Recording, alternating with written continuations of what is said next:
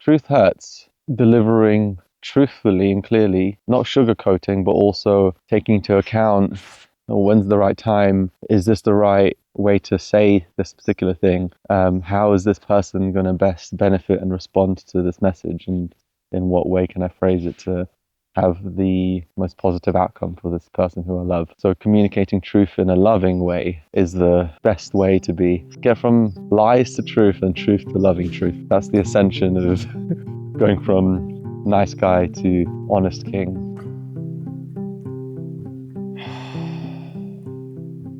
I'm currently at the Unmasked Man men's work retreat. This is my second time being here. The nature, the land, the space is incredibly peaceful. Even without all of the practices and all of the community and process, it's already a great place to be. For my nervous system, for my mental health. But I'm here to get deep into shadow work and deep into some emotional processing and self-reflection, away from people that I know, away from relationships, away from community, away from my usual context, to really meet myself. Already in the first day, a few things have come up. Firstly, just remembering how strong of a reflection others can be for me, whether it's feeling and seeing myself in someone else's story or getting inspired by work someone else has done. When I say work, I don't mean like job,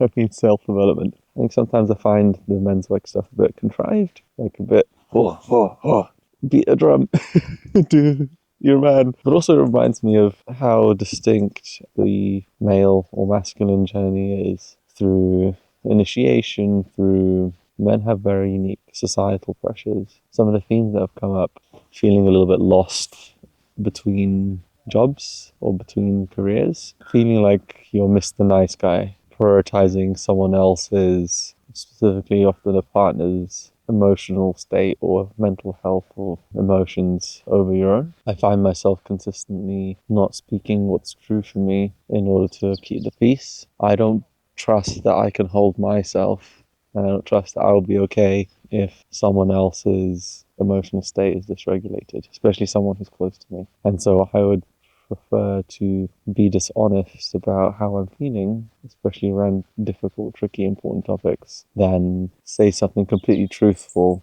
even if it's painful or hurtful for the other person. Because if that person is upset and dysregulated, I don't think I can handle that. Then I'd rather they didn't get upset. And so what that actually looks like is consistently lying, even a little bit, tiny lies, tiny untruths that each of them themselves don't really feel very strong, but all in all adds up to some significant misalignment. What can also happen is that these untruths start to be something I hide from myself as well. So even I don't know who I am anymore, because I'm presenting as a version of me that's palatable and conforms to other people's expectations. I think this really came up during my time at my business, especially towards the end when I just felt really demotivated. I didn't have it in me to face the truth of how little energy I had for what I was doing, and instead I just kept it. And that would build up over time, and eventually something had to change. One thing I've noticed is how different I feel being here since last time. Who I was back then was not very expressive, wasn't really into my movement.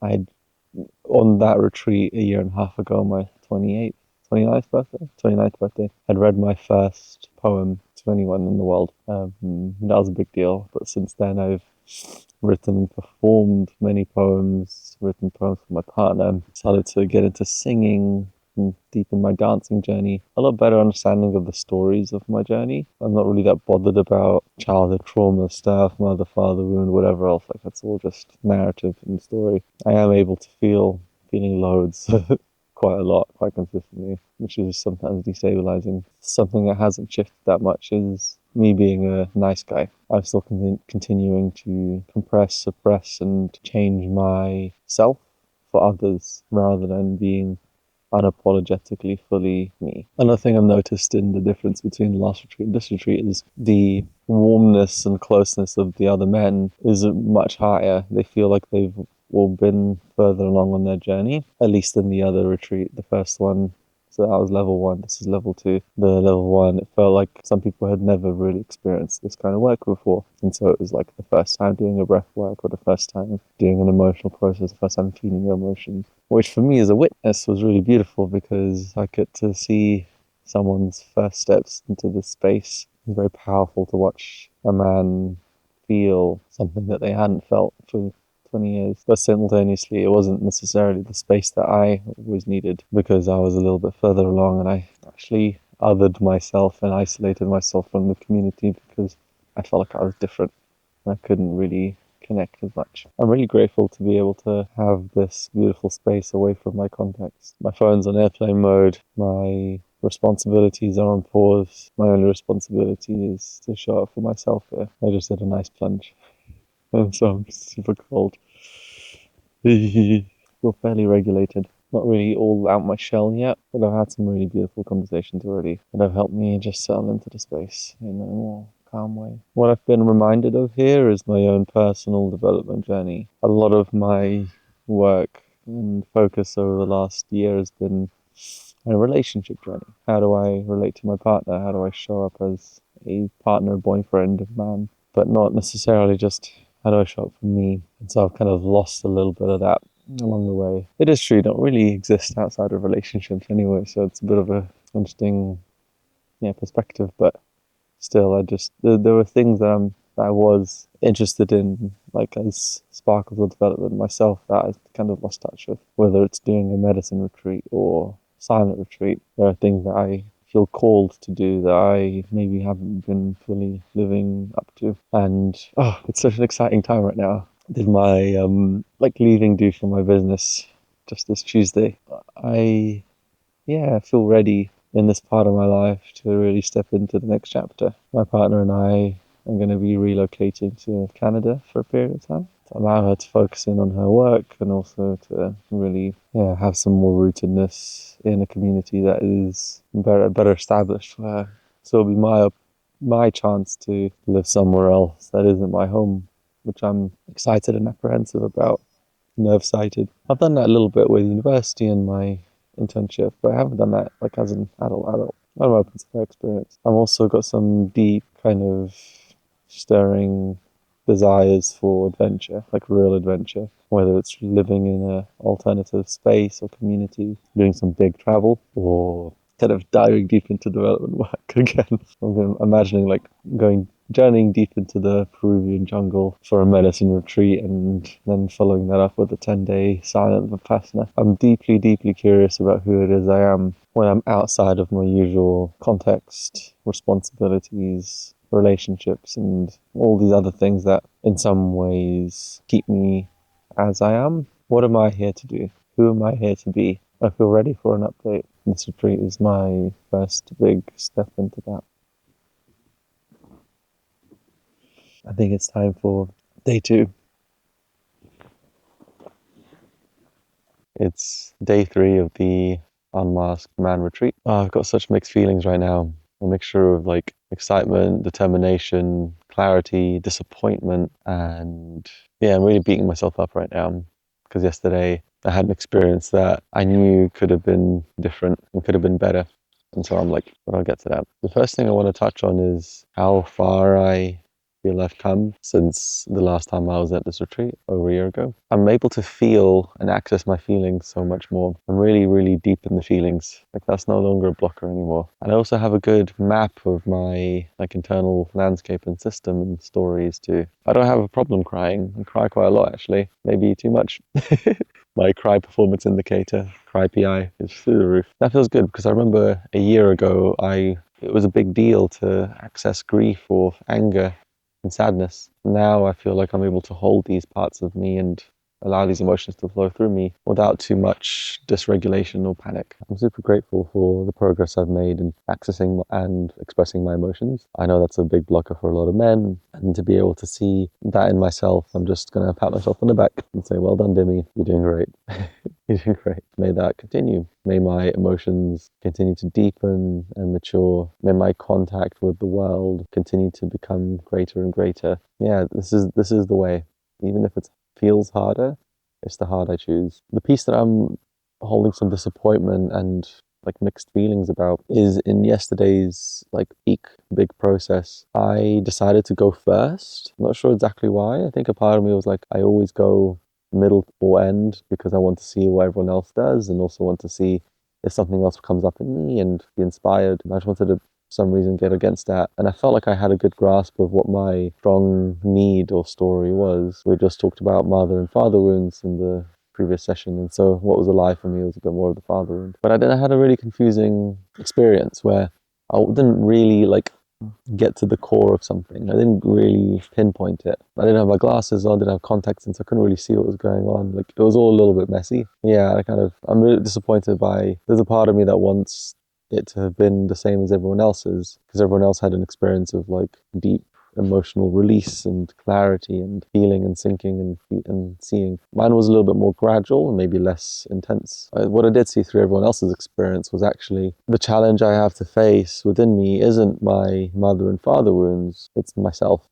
I've spent a good long time unpicking my relationship to my upbringing and context and detaching from all those stories, and they don't have the same charge as they used to. Like, whether it's, for example, the like emotional distance that I felt from my father, like that used to be a very strong kind of ingredient for not feeling like I mattered or like I felt enough. And now it's like it's not really attached to him anymore, and it doesn't hold the same kind of level of intensity. What I do realize, I have a very strong magician, and shadow magician. What a magician is basically the archetype of the mind. Things like the safety officer who keeps me from doing things that feel scary or big and keeps me safe. The inner critic who criticizes who I am and criticizes what I do. The voices that are within me are, you're not safe to be you. Don't tell your truth. You have to control reality. You have to control the narrative. You have to shrink or collapse or regress back into your mind or head. It's not safe out there, and I'll look after you. And so without this strong sense of self and sovereignty and kingship, I leave and collapse. My inner child or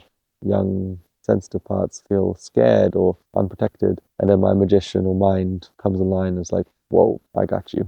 And creates and controls a reality around me and prevents me from feeling. So that's my current system right now. It's been that way forever. I learned that and created that when I was much younger. That was the way in which I understood the world, stayed safe. It's probably connected to potential autism and all sorts of other things. But for the last couple of months, and I would argue for my entire life, but specifically in the last little while, I've been really, really in that. Between leaving my work and deepening my relationship and this potential move to another country and all these other factors that are playing out and a lot of dysregulation daily, I've just been feeling unsafe, and I'm stuck feeling unsafe, and I keep acting and deciding and relating from the place of unsafety, and that unsafety is keeping me unsafe because I'm now, everything is scary, the world is scary. My partner just said something that makes me scared.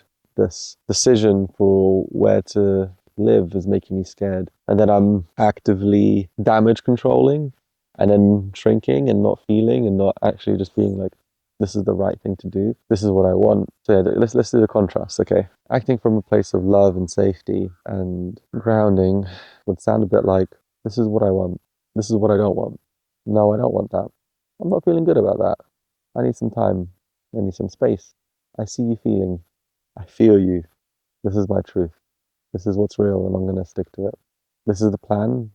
This is our plan, and we're going to stick to it. This is our plan, and I'm going to uphold it. You're safe here.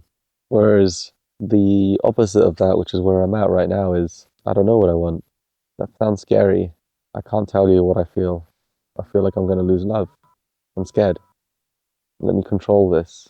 Let me elude. Let me speak partly truthful.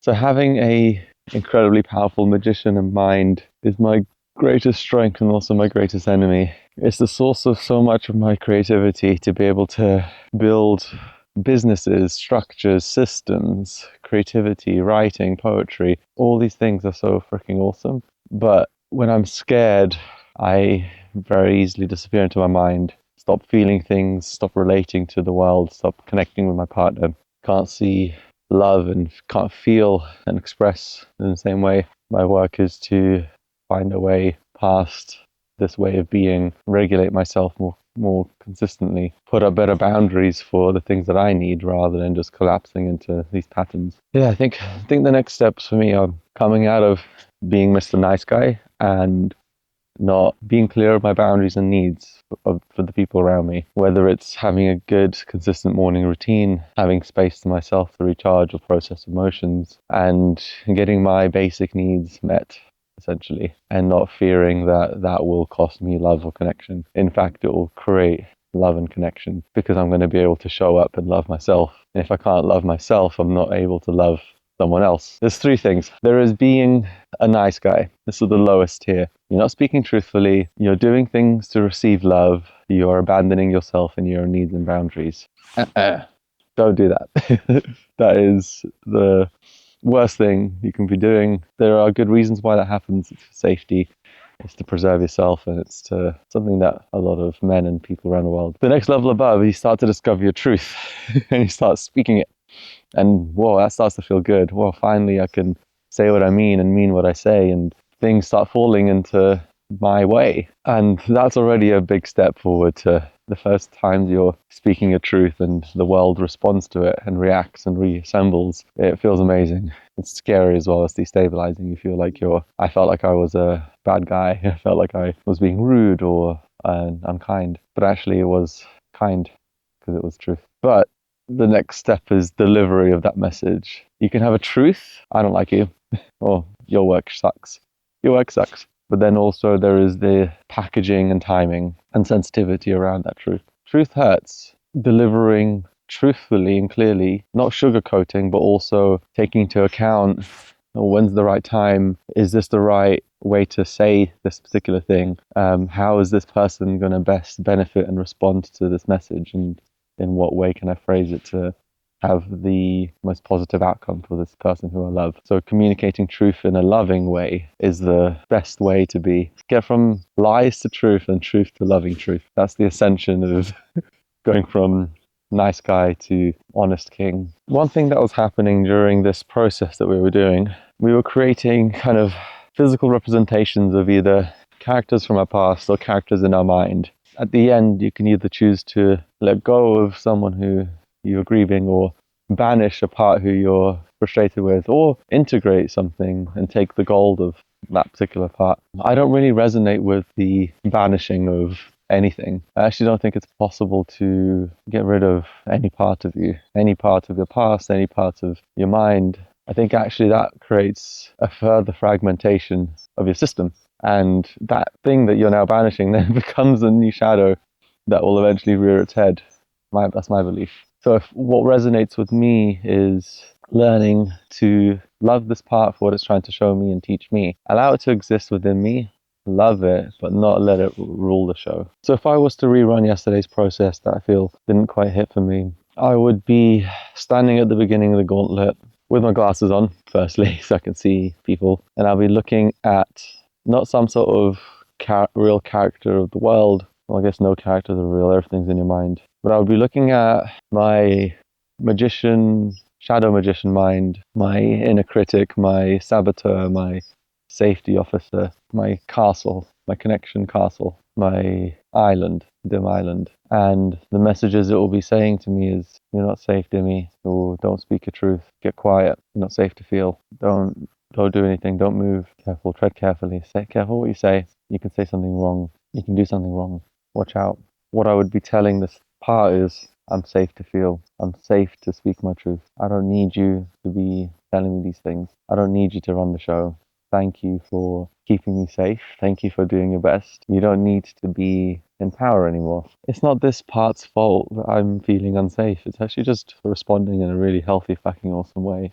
So thank you, part. Thank you for keeping me safe. Thank you for showing up when it seems like nothing else or no one else is. You're doing great. You're doing so awesome. And I see you tired. I see you overwhelmed. I see you overworked. I'm tired and overwhelmed and overworked, and we're all doing our best. I'm back to drive.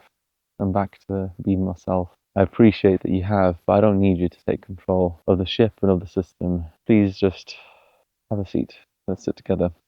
I'm going to symbolically and metaphorically and emotionally take your responsibility of my well-being back to me. Like if I was angry and asked myself the question, what is this part costing me? It's costing me feeling love. It's costing me seeing my partner. It's costing me feeling connection. It's costing me feeling safe. Ironically, it's trying to keep me safe, but it's also costing me from feeling safe because to it, everything is danger. Everything is fear. Everything is scary. And through the lens of this part, this fear is everywhere. The danger is everywhere. Fear-based living just perpetuates itself, and it's a very difficult cycle for me to break. This is also familiar. I don't know any other way to live. This is how I live and have lived. And so having a bit of grace for myself and my system for keeping me where feels familiar, even if that continues to be unsafe or continues to be damaging. I don't know what it feels like to just be okay and enough. And it's so fucked because my body is just absolutely fine and healthy and fit, and I'm healthy and surrounded by community and loving partnership and friendship and family and brotherhood. And I'm in a field surrounded by birds and a cockerel. And the sun's just come up and it's so freaking awesome. Yeah, I'm feeling unsafe. Come on, Dimi. Oh my god, life is amazing.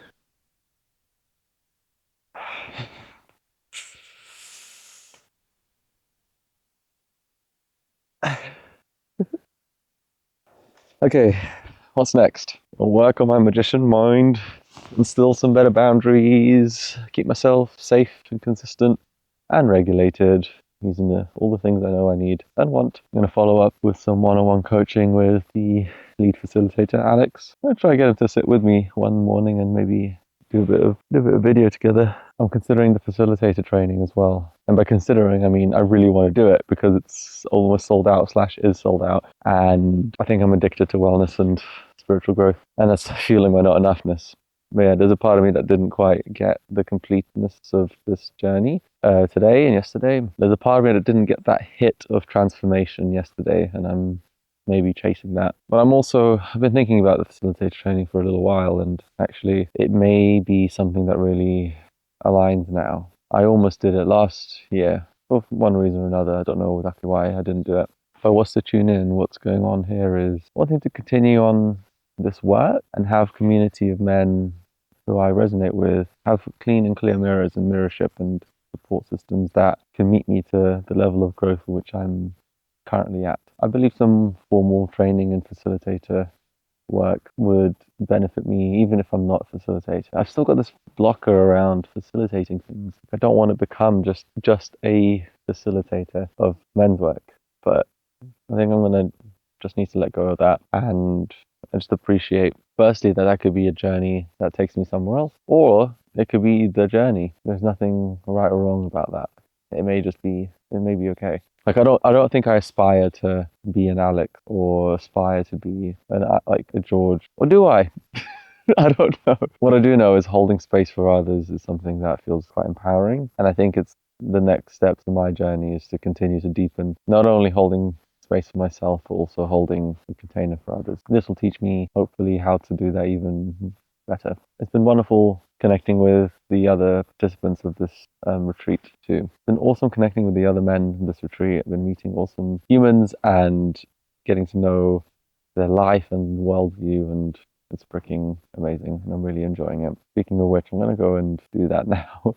This is for you, Ivy. I really appreciate and love you, and I'm so grateful that our relationship is showing me how I can be a better man and how I can be a better partner for you and how I can be a better father for me and my system. I can't wait to hug you so much and say hello and love you better than I've ever loved you before. Thanks for sticking through this. I can appreciate you. It feels so good to just connect back into me and not be this nice guy, codependent puddle of uncertainty. This is the last day of the Unmasked Man retreat. I'm feeling a little bit of a sore throat and feeling a little run down because I party too hard, work too hard. Yesterday we did a conscious connected breathwork all together as a group. That's a really potent process that really allows me to go deep and see things in me and feel things in me that aren't so easily moved. As we got to the peak of the experience, I had this beautiful vision of myself as a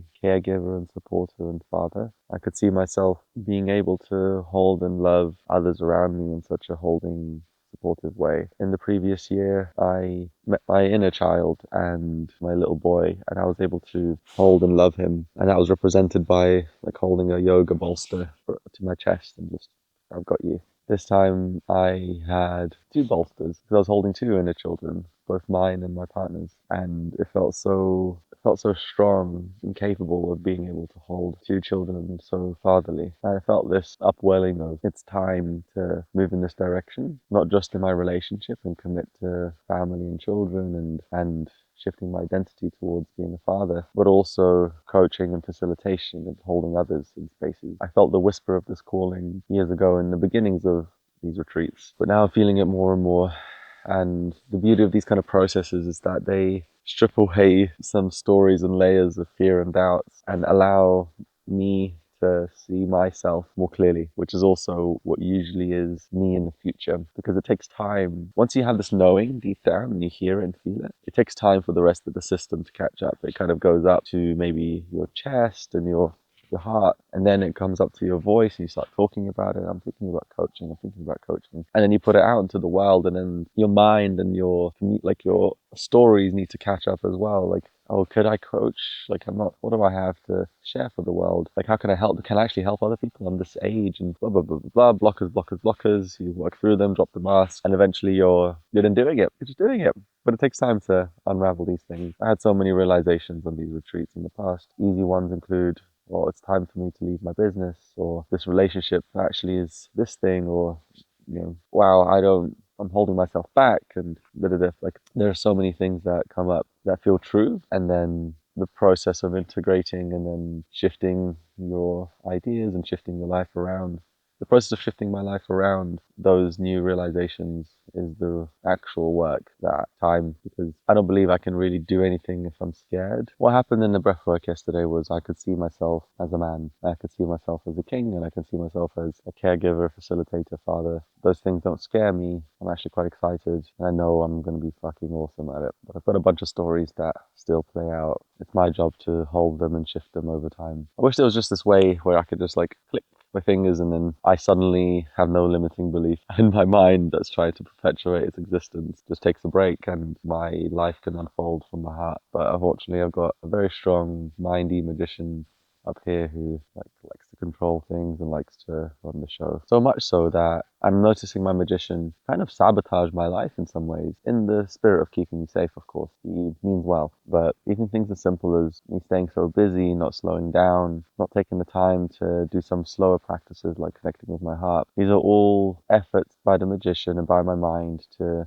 stay in this space. It's not safe to slow down, so keep going, keep moving. Pack up the calendar and never slow down. But then what that means is I don't slow down and then feel safer or feel what's going on within other parts of me. And so it perpetuates the cycle. I also mourned and grieved, I deeply grieved the times in which I was not seeing the world and seeing my relationship and seeing my partner fully. These are the times where I would be relating from a space of fear and doubt, and that means I wasn't letting any love in, or wasn't letting her love in, wasn't letting my own love in. And to see the pain that has caused me and her, it felt really real in that moment. I guess what I'm saying is the experience I had yesterday is what I was hoping to have the day before, where I'm seeing clearly the actual reality of my way of being and how I'm acting. Living from a place of fear and relating from my mind with some distance and disconnection is actually really hurtful to everyone involved. The final piece I want to touch on is I've come a long way, and I felt that at the end of the day when we were all gathered in the living room, singing songs, making music and sharing poetry. A year and a half ago I shared my first poem here, and it was a deeply vulnerable and heart and mind opening experience. Alright, it's time to go, but what I was going to say is come a long way, and I'm finding myself being drawn, I don't need to express or share some poem that was on the edge. Nothing was an edge anymore. Freestyle rap, singing, dancing, poetry. I'm finding my expression is loud and clear and heard and felt. However, facilitating others in their expression, i.e. some of the other men who haven't found their voice yet, felt very fulfilling. I felt I was able to feel my impact through them. That was fucking awesome. And I felt and seen that in managing employees and seeing them grow and progress and learn. But now I've seen how that feels outside of that context, and it feels good.